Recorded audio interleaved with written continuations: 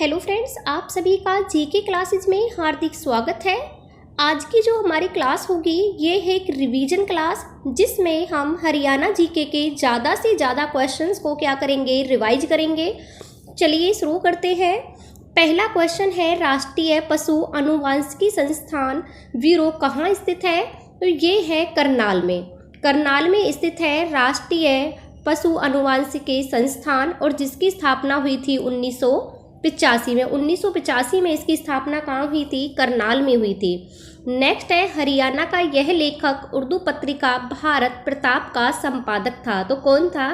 वो थे बाल मुकुंद गुप्त।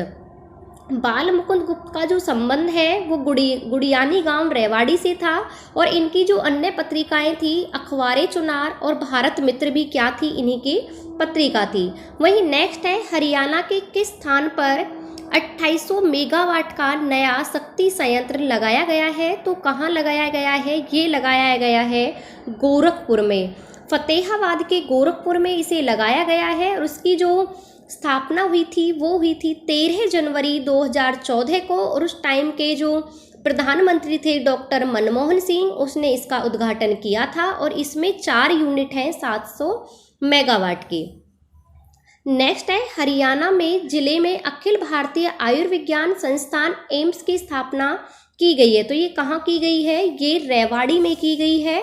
रेवाड़ी में इसकी स्थापना की गई है, और ये देश का 22वां एम्स है, यानी कि 22वें नंबर का अखिल भारतीय संस्थान है। और रेवाड़ी की किस गांव में है? ये रेवाड़ी के मनेठी गांव में है। नेक्स्ट है, झज्जर की मनु भाकर कौन है? जो झज्जर की मनु भाकर है ये कौन है? ये है निशानेबाज। मनु भाकर का जो संबंध है वो निशानेबाजी से है, और ये कहाँ के? झज्जर के गौरैया गांव से ये बिलोंग करती हैं। नेक्स्ट है, भारत में मेहंदी का सबसे बड़ा निर्यातक कौन है? तो भारत में जो मेहंदी का सबसे बड़ा निर्यातक है वो है फरीदाबाद।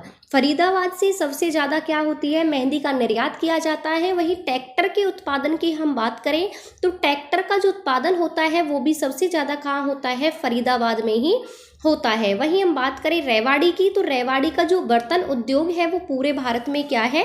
प्रसिद्ध है। नेक्स्ट है, झील हरियाणा के गुरुग्राम में स्थित है। तो कौन सी झील है जो हरियाणा के गुरुग्राम में है? ये है दमदमा। दमदमा के अतिरिक्त और बात करें हम, अगर हम बात दमदमा के अतिरिक्त और झील की हम बात करें तो बसई झील और ये खलीलपुर झील, ये भी कहाँ है? ये भी हरियाणा के गुरुग्राम में है। वहीं सुल्तानपुर झील या सुल्तानपुर पक्षी अभ्यारण्य, ये भी कहाँ पर है? ये भी गुरुग्राम में ही है। नेक्स्ट है, हरियाणा का कला परिषद मल्टी आर्ट कल्चरल सेंटर कहाँ स्थित है? तो ये है कुरुक्षेत्र में। बाण भट्ट ने लिखा, तो बाण भट्ट ने क्या लिखा था? हर्षचरित्र। बाण भट्ट ने हर्षचरित्र और कादम्बरी 2 पुस्तकें लिखी थी। जो बाण भट्ट थे वो हर्षवर्धन के शासनकाल में भारत में रहे थे, और वो उनके हर्षवर्धन के क्या थे? वो दरबारी कवि थे। नेक्स्ट है, हरियाणा के किस जिले में ब्रह्म सरोवर स्थित है? तो किस जिले में है? ये है कुरुक्षेत्र में, और ये हरियाणा का सबसे बड़ा पक्का सरोवर है। कौन सा? ब्रह्म सरोवर। ये कहाँ पर है? ये है कुरुक्षेत्र में। वहीं महम का किला हरियाणा के किस जिले में है? तो महम का जो किला है वो कहाँ पर है? ये है रोहतक में। अभिनेत्री जूही चावला हरियाणा के किस जिले से है? तो ये कहाँ से है? अभिनेत्री जूही चावला का जो संबंध है वो है अम्बाला से। चंडीगढ़ उच्च न्यायालय की इमारत का डिजाइन किसने बनवाया था? ली कार्बूजियर ने इसका डिजाइन बनवाया था। वहीं नेक्स्ट है, अक्टूबर 1907 में लाला लाजपत राय द्वारा एक राज्य स्तरीय सम्मेलन आयोजित किया गया, जिसे कहा गया था? तो क्या कहा गया था? इसे कहा गया था स्वदेशी आंदोलन। स्वदेशी आंदोलन इसे कहा गया था। नेक्स्ट है, निम्नलिखित में से कौन सा राज्य हरियाणा के पूर्व में स्थित है? तो कौन सा है? ये है उत्तर प्रदेश। जो उत्तर प्रदेश है वो हरियाणा के पूर्व में है। वहीं उत्तर की बात करें तो हिमाचल प्रदेश जो है वो हरियाणा के उत्तर में स्थित है। पंजाब जो है वो उत्तर पश्चिम में स्थित है।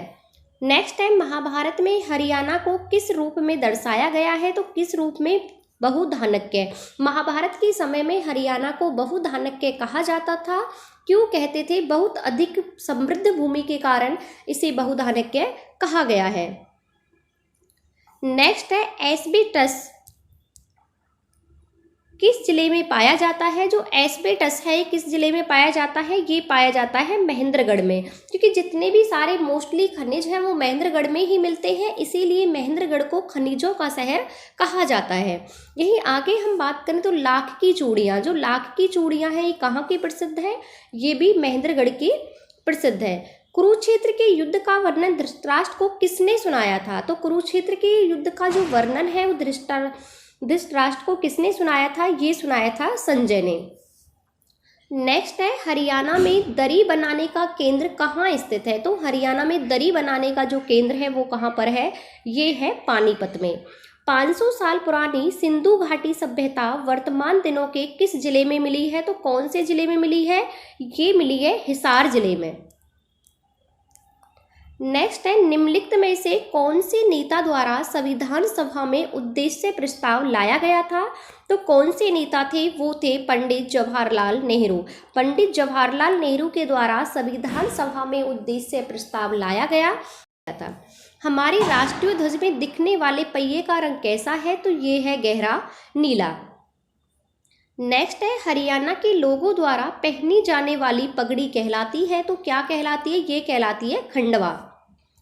गया। नेक्स्ट है, कौन हरियाणा में अपने हास्य और व्यंग्यपूर्ण कविता के लिए प्रसिद्ध है?